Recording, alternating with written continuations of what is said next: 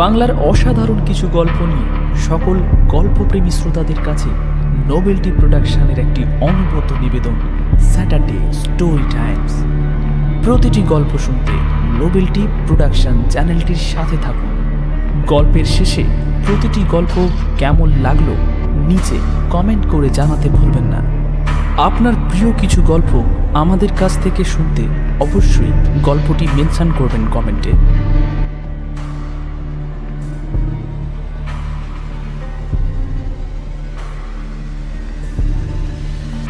বাংলা সাহিত্য চলচ্চিত্র জগতের এক উজ্জ্বল নক্ষত্র সত্যজিৎ রায়ের জন্ম 2রা মে 1921 সালে।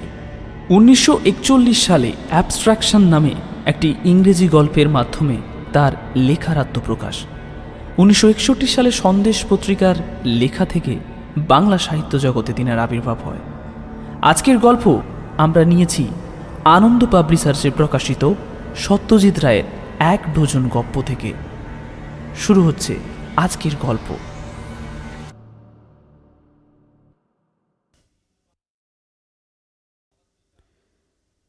বঙ্কুবাবুকে কেউ কোনোদিন রাখতে দেখেনি। সত্যি বলতে কি, তিনি রাখলে যে কীরকম ব্যাপারটা হবে, কি যে বলবেন বা করবেন, সেটা আন্দাজ করা ভারী শক্ত। অথচ রাখবার যে কারণ ঘটে না তা মোটেই নয়। আজ 22 বছর তিনি কাঁকুরগাছি প্রাইমারি স্কুলে ভূগোল বা বাংলা পড়িয়ে আসছেন। এর মধ্যে কত ছাত্র এলো গেল, কিন্তু বঙ্কুবাবুর পিছনে লাগা ব্ল্যাকবোর্ডে তার ছবি আঁকা, তার বসবার চেয়ারে গাবের আঠা মাখিয়ে রাখা, কালী পুজোর রাত্রে তার পেছনে ছুঁচোবাজি ছেড়ে দেওয়া, এ সবই এই 22 বছর ধরে ছাত্র পরম্পরায় চলে আসছে। বঙ্কুবাবু কিন্তু কখনো রাগেননি, কেবল মাঝে মাঝে গলা খাঁকড়িয়ে বলেছেন, এর কারণ অবশ্যই এই যে তিনি যদি রাগ টাগ করে মাস্টারি ছেড়ে দেন তো তার মতো গরিব লোকের পক্ষে এই বয়সে আর একটা মাস্টারি বা চাকরি খুঁজে পাওয়া খুবই শক্ত হবে। আরেকটা কারণ হলো ক্লাস ভর্তি দুষ্টু ছেলের মধ্যে 2-1টা করে ভালো ছাত্র প্রতিবারই থাকে। বঙ্কুবাবু তাদের সঙ্গে ভাব করে তাদের পড়িয়ে এত আনন্দ পান যে তাতেই তার মাস্টারি সার্থক হয়ে যায়। এইসব ছাত্রদের তিনি কখনো কখনো নিজের বাড়িতে নিয়ে আসেন, তারপর বাটি করে মুরগি খেতে দিয়ে গল্পচ্ছলে দেশ বিদেশের আশ্চর্য ঘটনা শোনান। আফ্রিকার গল্প, মেরু আবিষ্কারের গল্প, ব্রাজিলের মানুষ খেকো মাছের গল্প, সমুদ্রগর্ভে তলিয়ে যাওয়া আটলান্টিস মহাদেশের গল্প, এসবই বঙ্কুবাবু চমৎকার করে বলতে পারতেন। শনি রবিবার সন্ধ্যাবেলাটা বঙ্কুবাবু যান গ্রামের উকিল শ্রীপতি মজুমদারের আড্ডায়। অনেকবার ভেবেছেন আর যাবেন না, এই শেষবার আর না।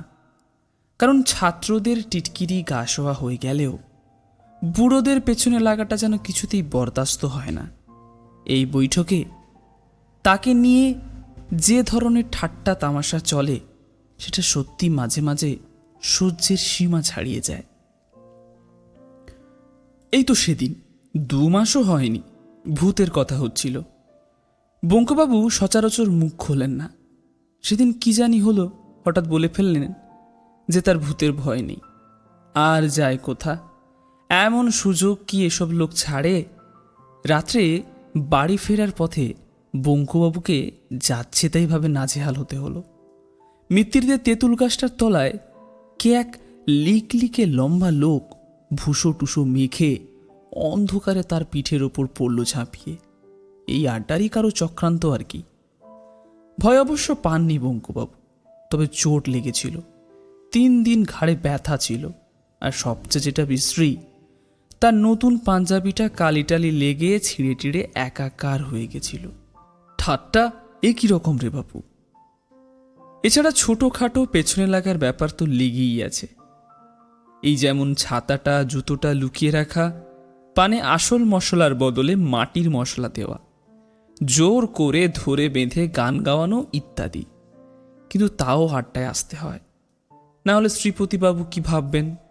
একে তো তিনি গায়ের গণ্যমান্য লোক, দিনকে রাত করতে পারেন এমন ক্ষমতা তার, তার উপরে তার বঙ্কুবাবু না হলে চলেই না। তিনি বলেন, একজন থাকবে যাকে নিয়ে বেশ রসিয়ে রগড় করা চলবে, নইলে আর আড্ডা। ডাকো বঙ্কুবিহারীকে। আজকের আড্ডার সুর ছিল উচ্চ গ্রামের, অর্থাৎ স্যাটেলাইট নিয়ে কথা হচ্ছিল। আজই সন্ধ্যায় সূর্য ডোবার কিছুক্ষণ পরেই উত্তর দিকের আকাশে একটি চলন্ত আলো দেখা গেছে। মাস তিনেক আগেও একবার ওই রকম আলো দেখা গিয়েছিল এবং তাই নিয়ে আড্ডায় বিস্তর গবেষণা চলেছিল। পরে জানা যায় ওটা একটা রাশিয়ান স্যাটেলাইট। খটকা না ফোসকা এই গোছের কি একটা নাম, সেটা নাকি 400 মাইল ওপর দিয়ে বন বন করে পৃথিবীর চারদিকে ঘুরেছে এবং তার থেকে নাকি বৈজ্ঞানিকেরা অনেক নতুন নতুন তথ্য জানতে পারছেন। আজকের আলোটা বঙ্কুবাবু প্রথম দেখেছিলেন, তারপর তিনি সেটা নিধু মুক্তারকে ডেকে দেখান। কিন্তু আড্ডায় এসে বঙ্কুবাবু দেখলেন যে নিধুবাবু অম্লান বদনে প্রথম দেখার ক্রেডিটটা নিজেই নিয়েছেন এবং সেই নিয়ে খুব বড়াই করছেন। বঙ্কুবাবু কিচ্ছু বললেন না। স্যাটেলাইট সম্বন্ধে এখানে কেউই বিশেষ কিছু জানেন না, তবে এসব কথা বলতে তো আর টিকিট লাগে না, বা বললে পুলিশেও ধরে না, তাই সবাই ফোড়ন দিচ্ছেন। চণ্ডীবাবু বললেন, যাই বলো বাবু, এসব স্যাটেলাইট নিয়ে খামোখা মাথা ঘামানো আমার শোভা পায় না। আমাদের কাছেও ও যা, সাপের মাথার মনিও তাই। কোথায় আকাশের কোণে কোণে আলোর ফুটকি দেখেছ, তাই নিয়ে খবরের কাগজ লিখছে, আর তাই পড়ে তুমি বৈঠকখানায় বসে পান চিবুতে চিবুতে বাহবা দিচ্ছ, যেন তোমারই কীর্তি, তোমারই গৌরব, হাততালিটা যেন তোমারই পাওনা। আমার না হোক, মানুষের তো সবার ওপরে মানুষ সত্য। চণ্ডীবাবু বললেন, রাখো রাখো যত সব, মানুষ না তো কি বাঁদরই বানাবে স্যাটেলাইট? মানুষ ছাড়া আর আছে কি? নিধু মুক্তার বললেন, আচ্ছা বেশ, স্যাটেলাইটের কথা ছেড়েই দিলাম, তাতে না হয় লোকটোক নেই, কেবল একটা যন্ত্র পাক খাচ্ছে। তা সে তো লাড্ডুও পাক খায়, সুইচ টিপলে পাখাও ঘোরে এক। যাকে, কিন্তু রকেটের ব্যাপারটা তো নেহাত ফেলনা নয় ভায়া। চণ্ডীবাবু, রকেট যে কোন জলটা খাবে শুনি? রকেট তাও বুঝতাম যদি, হ্যাঁ, এই আমাদের দেশেই তৈরি হলো, গড়ের মাঠ থেকে ছাড়লে সেটা চাঁদে চাঁদে তাক করে আমরা গিয়ে টিকিট কিনে দেখে এলুম, তাও একটা মানে হয়। রামকানাই বলল, ঠিক বলেছেন, আমাদের কাছে রকেটও যা, ঘোড়ার ডিমও তাই। ভৈরব চক্রবর্তী বললেন,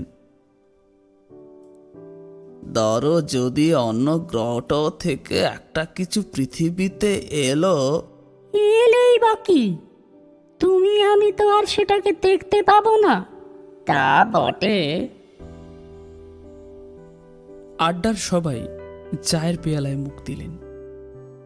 এরপর তো আর কথা চলে না। এই অবসরে বঙ্কুবাবু খুব করে একটু কেশে নিয়ে মৃদুস্বরে বললেন, ধরুন যদি এইখানেই আসে। নিধুবাবু অবাক হবার ভান করে বললেন, বেকা আবার কি বলছে হে? কে আসবে এখানে? কত কে আসবে? বঙ্কুবাবু আবার মৃদুস্বরে বললেন, অন্য গ্রহ থেকে কোনো লোকটোক। ভৈরব চক্রবর্তী তার অভ্যাস মতো বঙ্কুবাবুর পিঠে একটা অভদ্র চাপড় মেরে দাঁত বার করে বললেন, বাহ বঙ্কবিহারী বাহ, অন্য গ্রহ থেকে লোক আসবে এইখানে, এই গন্ডগ্রামে। লন্ডন নয়, মস্কো নয়, নিউ ইয়র্ক নয়, কলকাতাও নয়, একেবারে এই কাঁকুড়াগাছি। তোমার তো শখ কম নয়। শ্রীপতিবাবু এতক্ষণ কিছু বলেননি। এবার তিনি নড়ে চড়ে বসতেই সকলে তার মুখের দিকে চাইল। তিনি চায়ের পেয়ালাটা নামিয়ে রেখে বিজ্ঞের মতো ভারী গলায় বললেন, দেখো, বাইরের গ্রহ থেকে যদি লোক আসে তবে এটা জেনে রেখো যে তারা এই পোড়া দেশে আসবে না। তাদের তো খেয়ে কাজ নেই, আরো তো বোকা তারা নয়। আমার বিশ্বাস তারা সাহেব, এবং এসে নামবে ওই সাহেবদেরই দেশের পশ্চিমে। বুঝেছো? এক কথায় বঙ্কুবাবু ছাড়া আর সকলেই এক বাক্যে সায় দিলেন। চণ্ডীবাবু নিধু মুক্তারের কোমরে খোঁচা মেরে ইশারায় বঙ্কুবাবুকে দেখিয়ে ন্যাকা ন্যাকায় গলায় বললেন, আমার কিন্তু বাবা মনে হয় যে বঙ্কু ঠিকই বলেছেন। বঙ্কু বিহারীর মতো লোক যেখানে আছে সেখানে আসাই তো তাদের পক্ষে স্বাভাবিক। কি বলো নিধু? ধরো যদি একটা স্পেসিমেন নিয়ে যেতে হয়, তাহলে বঙ্কুর মতো দ্বিতীয় মানুষ কোথায় পাচ্ছে শুনি? নিধু মুক্তার সায় দিয়ে বললেন, ঠিক ঠিক, পুঁথি বলো, চেহারা বলো, চাই বলো, পাকা আমাদের আইডিয়াল। রামকানাই বলল, একেবারে জাদুঘরে রাখার মতো, কিংবা চিড়িয়াখানায়। বঙ্কুবাবু মনে মনে বললেন, স্পেশমেন যদি বলতে হয় তবে এরাই বা কি কম। ওই তো শ্রীপতিবাবু, উটের মতো ধুতিনি, আর ওই ভৈরব চকর্তি কচ্ছপের মতো চোখ, ওই নিধু মুক্তার ছুঁচো, রামকানাই ছাগল, চণ্ডীবাবু চামচিকে। চিড়িয়াখানায় যদি রাখতে হয় তো। বঙ্কুবাবুর চোখে জল এলো। তিনি উঠে পড়লেন। আজ অন্তত আড্ডাটা ভালো লাগবে ভেবেছিলেন, হলো না। মনটা ভারী হয়ে গেছে, আর থাকা চলে না। সে কি, উঠলে নাকি হে? শ্রীপতিবাবু যেন ব্যস্ত হয়ে পড়লেন। হ্যাঁ, রাত হলো। কই রাত? কাল তো ছুটি। বসো, চা খাও। না, আজ আসি, পরীক্ষার খাতা আছে কিছু। নমস্কার। রামকানাই বলল, দেখবেন বঙ্কুদা, আজ আবার অমাবস্যা, মঙ্গলবার, মানুষ কিন্তু ভূতেরও বাড়া। বঙ্কুবাবু আলোটা দেখতে পেলেন পঞ্চাঘোষের বাঁশ বাগানের মাঝ বরাবর এসে। তার নিজের হাতে আলো ছিল না, শীতকাল, তাই সাপের ভয় নেই। তাছাড়া পথও খুব ভালোভাবেই চেনা। এ পথে এমনিতেই বড় একটা কেউ আসে না, কিন্তু বঙ্কুবাবুর শর্টকাট হয় বলেই তিনি এই পথে যান। কিছুক্ষণ থেকেই তার কেমন জানি খটকা লাগছিল। অন্যদিনের চেয়ে কি জানি একটা অন্যরকম ভাব, কিন্তু সেটা যে কি তা বুঝতে পারছিলেন না। হঠাৎ খেয়াল হলো যে বাঁশবনে আজ ঝিঁঝি ডাকছে না, একদম না। সেইটাই তফাৎ। অন্যদিন যতই বনের ভেতরে ঢোকেন ততই ঝিঁঝির ডাক বাড়ে, আজ ঠিক তার উল্টো। তাই এমন থমথমে ভাব। ব্যাপার কি, ঝিঁঝিগুলো সব ঘুমোচ্ছে নাকি? ভাবতে ভাবতে হাত বিষে গিয়ে পূব দিকে চোখ যেতেই আলোটা দেখতে পেলেন। প্রথমে মনে হলো বুঝি আগুন লেগেছে। বনের মধ্যিখানের ফাঁকাটায় যেখানে ডোবাটা রয়েছে তার চারপাশে বেশ খানিকটা জায়গা জুড়ে গাছের ডাল ও পাতায় একটা গোলাপি আভা, আর নিচে ডোবার সমস্ত জায়গাটা জুড়ে উজ্জ্বল গোলাপি আলো, কিন্তু আগুন নয়, কারণ আলোটা স্থির। বঙ্কুবাবু এগোতে লাগলেন। কানের মধ্যে একটা শব্দ আসছে, কিন্তু সেটা যেন ধরা ছোঁয়ার বাইরে। হঠাৎ কানে তালা লাগলে যেমন শব্দ হয়, রি রি রি রি, এ যেন ঠিক সেই রকম। পঙ্কুবাবুর গা একটু ছমছম করে থাকলেও একটা অদম্য কৌতূহল বশে তিনি এগিয়ে চললেন। ডোবার থেকে 30 হাত দূরে বড় বাঁশঝাড়টা পেরোতেই তিনি জিনিসটা দেখতে পেলেন। একটা অতি কায় উপুর করা কাঁচের বাটির মতো জিনিস সমস্ত ডোবাটাকে আচ্ছাদন করে পড়ে আছে এবং তার প্রায় স্বচ্ছ ছাউনির ভেতর থেকে একটা তীব্র অথচ স্নিগ্ধ গোলাপি আলো বিচ্ছুরিত হয়ে চতুর্দিকে বনকে আলো করে দিয়েছে। এমন অদ্ভুত দৃশ্য বঙ্কুবাবু স্বপ্নে কখনো দেখেননি। অবাক বিস্ময়ে কিছুক্ষণ চেয়ে থাকার পর বঙ্কুবাবু লক্ষ্য করলেন যে জিনিসটা স্থির হলেও যেন নির্জীব নয়, অল্প অল্প স্পন্দনের আভাস পাওয়া যাচ্ছে। নিঃশ্বাস প্রশ্বাসের মানুষের বুক যেমন ওঠে নামে, কাঁচের ঢিপিটাও ঠিক তেমনই উঠছে নামছে। বঙ্কুবাবু ভালো করে দেখার জন্য আর হাত চারেক এগিয়ে যেতেই হঠাৎ যেন তার শরীরে বিদ্যুৎ প্রবাহ খেলে গেল, আর তার পর মুহূর্তেই তিনি অনুভব করলেন যে তার হাত পা যেন কোনো অদৃশ্য বন্ধনে বেঁধে ফেলা হয়েছে। তার শরীরে আর শক্তি নেই, তিনি না পারেন এগোতে, না পারেন পিছোতে। কিছুক্ষণ এইভাবে আড়ষ্ট হয়ে দাঁড়িয়ে থেকে বঙ্কুবাবু দেখলেন যে জিনিসটার স্পন্দন আস্তে আস্তে থেমে গেল, আর সঙ্গে সঙ্গে মিলিয়ে গেল সেই অদ্ভুত কানে তালে লাগানো শব্দটা। তারপর হঠাৎ রাতের নিস্তব্ধতা ভেদ করে কতকটা মানুষের মতো কিন্তু অত্যন্ত মিহি গলায় চিৎকার এলো।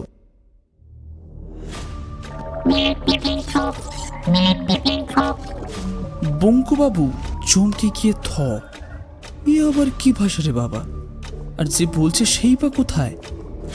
দ্বিতীয় চিৎকার শুনে বঙ্কুবাবুর বুকটা ধড়াস করে উঠল। এই যে ইংরেজি, হয়তো তাকেই জিজ্ঞেস করা হচ্ছে প্রশ্নটা। বঙ্কুবাবু ঢোক গিলে বলে উঠলেন, I am Bankabihari Dutta sir, Bankabihari Dutta. প্রশ্ন এলো,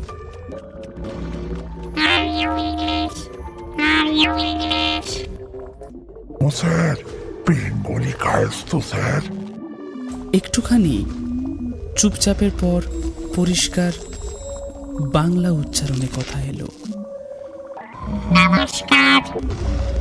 বঙ্কুবাবু হাঁপ ছেড়ে বললেন, নমস্কার, নমস্কার। বলার সঙ্গে সঙ্গে লক্ষ্য করলেন যে তার হাত পায়ের অদৃশ্য বাঁধনগুলো যেন আপনা থেকেই আলগা হয়ে গেল।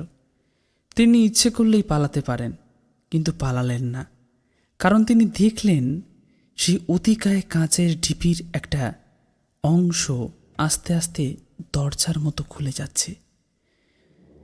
সেই দরজা দিয়ে বেরিয়ে এলো প্রথমে একটা মসৃণ বলের মতো মাথা, তারপর একটা অদ্ভুত প্রাণীর সমস্ত শরীরটা। লিকলিকে শরীরের মাথা বাদে সমস্তটাই একটা চকচকে গোলাপি পোশাকে ঢাকা। মুখের মধ্যে কান ও নাকের জায়গায় দুটো করে এবং ঠোঁটের জায়গায় একটা ফুটো। লম্বা চুলের লেশ মাত্র নেই। হলদে গোল গোল চোখ দুটো এমনই উজ্জ্বল যে দেখলে মনে হয় আলো জ্বলছে। লোকটা আস্তে আস্তে বঙ্কুবাবুর দিকে এগিয়ে এসে তার 3 হাত দূর থেকে তাকে এক দৃষ্টিতে দেখতে লাগলো। বঙ্কুবাবুর হাত দুটো আপনা থেকেই জড়ো হয়ে গেল। প্রায় 1 মিনিট দেখার পর লোকটা সেই রকম বাঁশির মতো মিহি গলায় বলল, তুমি মানুষ? বঙ্কুবাবু বললেন, লোকটা বলল, এটা পৃথিবী। বঙ্কুবাবু বললেন, ঠিক ধরেছি, যন্ত্রপাতিগুলো গোলমাল করছে। যাবার কথা ছিল প্লুটোয়। একটা সন্দেহ ছিল মনে, তাই তোমাকে প্রথমে প্লুটোর ভাষায় প্রশ্ন করলাম।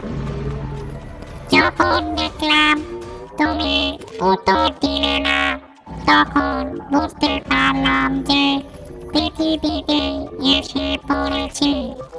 পণ্যশ্রম হলো। চি চি চি, এত দূরে এসে একবার এরকম হয়েছিল, ভূত চেপে বৃহস্পতি গিয়ে পড়েছিলাম। একদিনের তফাৎ আর কি। Hip hip hip hip. বঙ্কুবাবু কি বলবেন বুঝতে পারলেন না। তাছাড়া ওর এমনিতেই অস্বস্তি লাগছিল, কারণ লোকটা সরু সরু আঙুল দিয়ে ওর হাত পা টিপে টিপে দেখতে আরম্ভ করল। টেপা শেষ করে লোকটা বলল, আমি ক্রেনিয়াস গ্রহের এক মানুষের চেয়ে অনেক উচ্চ স্তরের প্রাণী।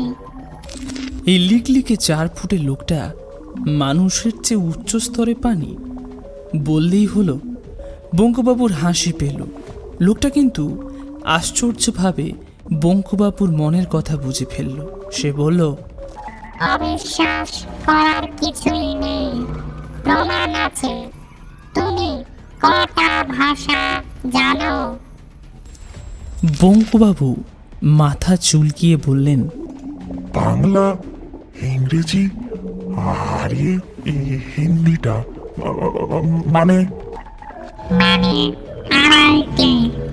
হ্যাঁ, আমি জানি 14,000। আমাদের সৌরজগতে এমন কোনো ভাষা নেই যা আমি জানি না। তাছাড়া আরো 31টি বাইরের গ্রহের ভাষা আমার জানা আছে। এর 25টি গ্রহে আমি নিজেই গিয়েছি। তোমার বয়স কত? 50। আমার 833। তুমি জানোয়ার খাও? বঙ্কুবাবু এই সেদিন কালী পুজোয় পাঁঠার মাংস খেয়েছেন, না বলেন কি করে? অ্যাং বলল, আমরা খাই না, বেশ কয়েকশো বছর হলো ছেড়ে দিয়েছি। আগে খেতাম, হয়তো তোমাকেও খেতাম। এই জিনিসটা দেখেছ? অ্যাং একটা নুড়ি পাথরের মতো ছোট জিনিস বঙ্কুবাবুর হাতে দিলেন। সেটা হাতে ঠেকতেই বঙ্কুবাবু সর্বাঙ্গে আবার একটা শিহরণ খেলে গেল যেন। তিনি তৎক্ষণাৎ ভয়ে পাথরটা ফেরত দিয়ে এলেন। অ্যাং হেসে বললেন, এটা আমার হাতে ছিল বলে তুমি তখন এগোতে পারোনি। কেউ পারে না শত্রুকে জখম না করে অক্ষম করার মতো এমন জিনিস আর নেই। বঙ্কুবাবু এবার সত্যি অবাক হতে শুরু করেছেন। অ্যাং বলল, এমন কোনো জায়গা বা দৃশ্য আছে যা তোমার দেখতে ইচ্ছে করে কিন্তু হয়ে ওঠে না? বঙ্কুবাবু ভাবলেন, সারা পৃথিবীটাই তো দেখা বাকি। ভূগোল পড়ান, অথচ বাংলাদেশের গুটিকথে গ্রাম ও শহর ছাড়া আর কি দেখেছেন তিনি? বাংলাদেশেরই বা কি দেখেছেন? হিমালয়ের বরফ দেখেননি, দীঘার সমুদ্র দেখেননি, সুন্দরবনের জঙ্গল দেখেননি, এমনকি শিবপুরের বাগানের সেই বট গাছটা পর্যন্ত দেখেননি। মুখে বললেন, অনেক কিছুই তো দেখিনি। ধরুন, গরম দেশের মানুষ, তার নর্থ পোলটাও দেখতে খুব ইচ্ছে করে। অ্যাং একটা ছোট্ট কাঁচ লাগানো নল বার করে বঙ্কুবাবুর মুখের সামনে ধরে বললেন, এইতে চোখ লাগাও। চোখ লাগাতেই বঙ্কুবাবুর গায়ে কাঁটা দিয়ে উঠল। এও কি সম্ভব? তার চোখের সামনে ধু ধু করছে অন্তহীন বরফের মরুভূমি। তার মাঝে মাঝে মাথা উঁচিয়ে আছে পাহাড়ের মতো এক ধরনের বরফের চাই। উপরে গাঢ় নীল আকাশে রামধনুর রঙে রঙিন বিচিত্র নকশা সব ক্ষণে ক্ষণে রূপ পাল্টাচ্ছে। অরোরা বোরিয়ালিস। ওটা কি? ইগলু? ওই পোলার বেয়ারের শাড়ি, ওই ওই বেঙ্গুনের দল, ওটা কোন বিভৎস জানোয়ার? ভালো করে দেখে বঙ্কু চিনলেন সিন্ধু ঘটক। একটা নয়, দুটো প্রচণ্ড লড়াই চলছে। মুলোর মতো জোড়া দাঁত একটা আরেকটার গায়ে বসিয়ে দিল। শুভ্র বরফের গায়ে লাল রক্তের স্রোত। পৌষ মাসের শীতে বরফের দৃশ্য দেখে বঙ্কুবাবুর ঘাম ঝরতে শুরু করলো। অ্যাং বলল, যেতে ইচ্ছে করে না। বঙ্কুবাবুর মনে পড়ে গেল সেই মাংস খেকো পিরাহানা মাছ। আশ্চর্য, লোকটা তার মনের কথা টের পায় কি করে? বঙ্কুবাবু আবার চোখ লাগালেন। গভীর জঙ্গল, দুর্ভেদ্য অন্ধকারে লতাপাতার ফাঁক দিয়ে গলে আসা ইতস্তত রোদের ছিটে ফোঁটা। একপাশে একটা প্রকাণ্ড গাছ, তা থেকে ঝুলছে ওটা কি? সর্বনাশ! এত বড় সাপ বঙ্কুবাবুর জীবনে কখনো কল্পনা করতে পারেননি। হঠাৎ তার মনে পড়ে গেল কোথায় যেন পড়েছেন ব্রাজিলের অ্যানাকোন্ডা, অজগরের বাবা। কিন্তু মাছ কই? ওই যে একটা খাল, দুপাশে ডাঙায় কুমির রোদ পোয়াচ্ছে, সার সার কুমির। ওই নেমে গেল সরাত। বঙ্কুবাবু যেন শব্দটাও শুনতে পেলেন। কিন্তু এ কি ব্যাপার? কুমিরটা এমন বিদ্যুৎ বেগে জল ছেড়ে উঠে এলো কেন? কিন্তু এ কি সেই একই কুমির? বঙ্কুবাবু বিস্ফারিত চোখে দেখলেন যে কুমিরটার তলার অংশটায় মাংস বলে প্রায় কিছুই নেই, খালি হাড়। আর শরীরের বাকি অংশটা গো গ্রাসে গিলে চলেছে 5টি দাঁতালো রাক্ষসে মাছ, পিরানা মাছ। বঙ্কুবাবু আর দেখতে পারলেন না। তার হাত পা কাঁপছে, মাথা ভোঁ ভোঁ করছে। অ্যাং বলল, এখন বিশ্বাস হয় আমরা শ্রেষ্ঠ? বঙ্কুবাবু জিভ দিয়ে ঠোঁট চেটে বলেন, তা তো বটে, নিশ্চয়ই বিলক্ষণ 100 বার। অ্যাং বলল, বেশ, তোমার দেখে এবং তোমার হাত পা টিপে মনে হচ্ছে যে তুমি নিকৃষ্ট প্রাণী হলেও মানুষ হিসেবে খারাপ নও। তবে তোমার দোষ হচ্ছে যে তুমি অতিরিক্ত নিরীহ, তাই তুমি জীবনে উন্নতি করনি। অন্যায়ের প্রতিবাদ না করা বা নীরবে অপমান সহ্য করা, এসব শুধু মানুষ কেন, কোনো প্রাণীরই শোভা পায় না। যা, তোমার সঙ্গে আলাপ হবার কথা ছিল না, হয়ে ভালোই লাগলো। তবে পৃথিবীতে বেশি সময় নষ্ট করে লাভ নেই। আমি বরং আসি। বঙ্কুবাবু বললেন, আসুন বাবু, আমি আপনার সঙ্গে আলাপ করে খুব। বঙ্কুবাবুর কথা আর শেষ হলো না। চোখের পলকে কখন যে অ্যাং রকেটে উঠে পড়ল এবং কখন সেই রকেট পঞ্চাঘোষের বাঁশ বন ছেড়ে ওপরে উঠে অদৃশ্য হয়ে গেল, তা যেন বঙ্কুবাবু টেরই পেলেন না। হঠাৎ তার খেয়াল হলো যে আবার ঝিঝি ডাকতে শুরু করেছে। রাত হয়ে গেল অনেক। বাড়ির দিকে হাঁটতে শুরু করে বঙ্কুবাবু তার মনে একটা আশ্চর্য ভাব অনুভব করলেন। কত বড় একটা ঘটনা যে তার জীবনে ঘটে গেল, এই কিছুক্ষণ আগেও তিনি সেটা উপলব্ধি করতে পারেননি।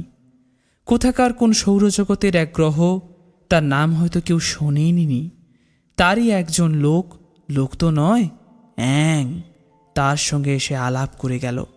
কি আশ্চর্য, কি অদ্ভুত! সারা পৃথিবীতে আর কারো সঙ্গে নয়, কেবল তার সঙ্গে। তিনি শ্রী বঙ্কু বিহারী দত্ত, কাঁকুড়গাছি প্রাইমারি স্কুলে ভূগোল বাংলার শিক্ষক। আজ এই এখন থেকে অন্তত একটা অভিজ্ঞতায় তিনি সারা পৃথিবীতে এক ও অদ্বিতীয়। পরদিন রবিবার, শ্রীপতিবাবুর বাড়িতে জোর আড্ডা। কালকের আলোর খবর আজ কাগজে বেরিয়েছে, তবে নিহাতি নগণ্যের পর্যায়ে। বাংলাদেশের মাত্র 2-1টা জায়গা থেকে আলোটা দেখতে পাবার খবর এসেছে, তাই সেটাকে ফ্লাইং শসার বা উড়ন্ত পিরিচের মতো গুজবের মধ্যে ফেলে দেওয়া হয়েছে। আজ পঞ্চা ঘোষ আড্ডায় এসেছেন। তার 40 বিঘের বাঁশবনের মধ্যে যে ডোবাটা আছে তার চারপাশের 10টা বাঁশ ছাড় নাকি রাতারাতি একেবারে ন্যাড়া হয়ে গেছে। শীতকালে বাঁশের শুকনো পাতা ঝরে বটে, কিন্তু এইভাবে হঠাৎ নেড়া হয়ে যাওয়াটা খুবই অস্বাভাবিক। এই বিষয়ে কথা হচ্ছিল, এমন সময় ভৈরব চকর্তীর হঠাৎ বলে উঠলেন, আজ বঙ্কুর দেরি কেন? তাই তো, এতক্ষণ কারো খেয়াল হয়নি। নিধু মুক্তার বললেন, প্যাঁকা কি আর সহজে মুখ হবে? কাল মুখ খুলতে গিয়ে যা দাপড়ানি খেয়েছে। শ্রীপতিবাবু ব্যস্ত হয়ে বললেন, তা বললে চলবে কেন? বঙ্কুকে যে চাই। রামকানাই, তুমি একবার যাও তো দেখি, ধরে নিয়ে আসতে পারো কি না।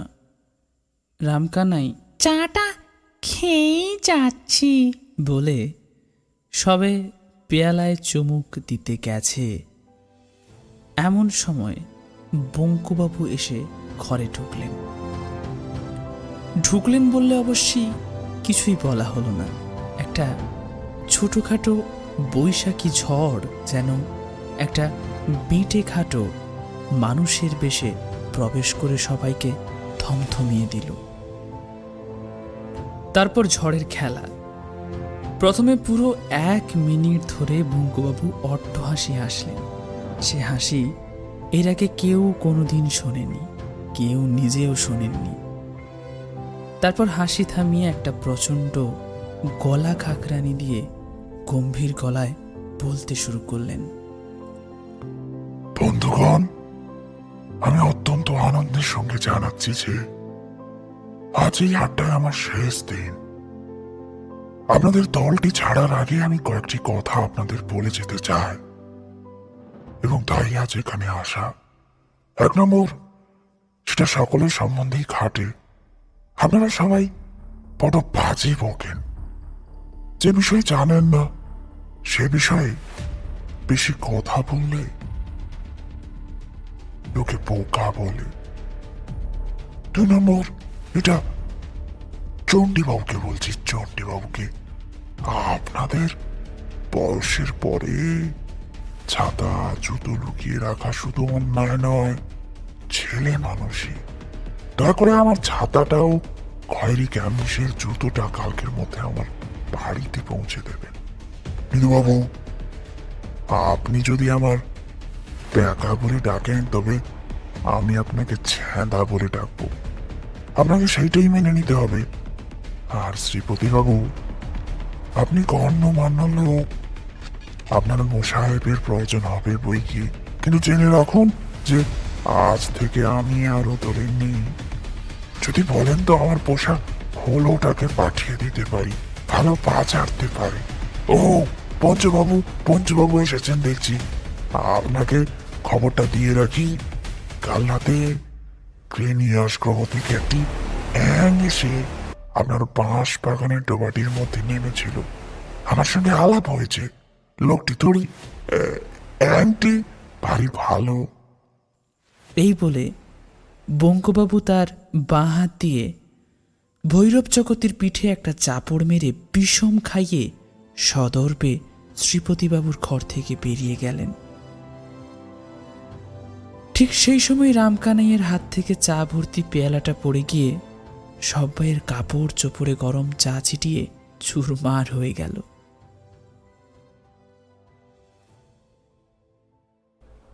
শুনছিলেন আজকের গল্প বঙ্কুবাবুর বন্ধু। গল্প পাঠে এবং আবহে আমি সুপ্রজিৎ। ইন্ট্রো মিউজিক ডিজাইনে স্বয়ং মজুমদার। সমগ্র পর্ব পরিচালনায় সন্দীপন পাহাড়ি।